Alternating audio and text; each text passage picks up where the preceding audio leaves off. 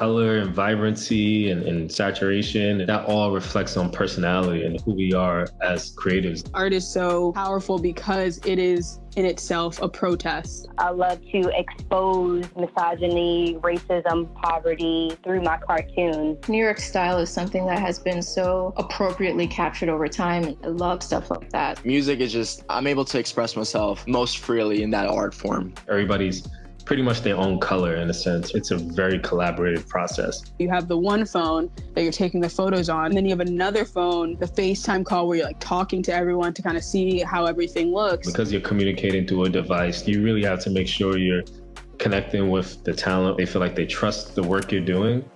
When I reflect on the work I've done, I hope it inspires other people to do that for their communities. Black people in general, our stories need to be out there. Let us add our smaller idea of what we think society should look like to the greater idea of what this country is. Who we are as Black people, there's no one definition to define us. And I think when I look at the color blue, I kind of think of it in that same way of what does blue mean to me today? Because it doesn't mean the same thing every day.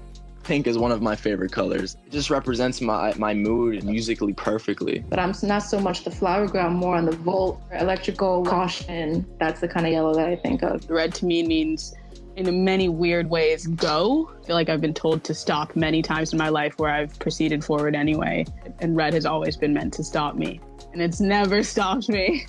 I really want not just the subjects to look back, but people to look back and be like, in that time, artists chose to continue to create, and this is an example of how that looked.